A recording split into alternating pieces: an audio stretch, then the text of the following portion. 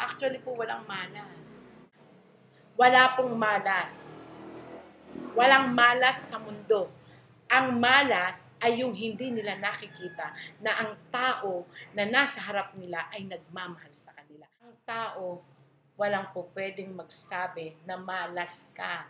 Ang kamalasan, ginagawa ng tao. Iniisip ng tao. Kasi iniisip mo, mamalasin ka eh. Kasi iniisip mo, wala kang kapasidad eh. Kasi iniisip mo, wala kang buhay. Kawawa naman ang Panginoon. Bakit ka ginawa? Pero ba't ka nabuhay? Ibig sabihin, binuhay ka dahil may mission ka. Dahil may dahilan ka. At once na malaman mo yun, swerte ka.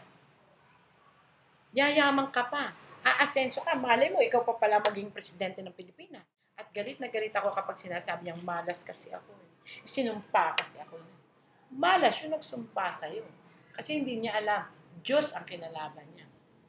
The mere fact na ikaw ay anak ng Diyos, humihinga, kawang mismo. Kasi hindi naman tayo siguro magiging mukhang aso kung ang gumawa sa'yo ay tao, di ba? So, ibig sabihin nun, swerte ka, nabuhay ka. Gawin mo lang kung anong tama. Walang sino mang ginawa ang Panginoon na malas. Oo, isinumpa ka. Pero may other way dun. Labanan mo. Marunong pa ba sila sa Diyos? Oo, may gumagawa sa iyo ng kasalbahihan. Labanan mo. Hingi mo sa Panginoon. Pero kapag Diyos ang nagbigay sa iyo ng buhay, kasalanan ka man, hindi ka malas. Yes.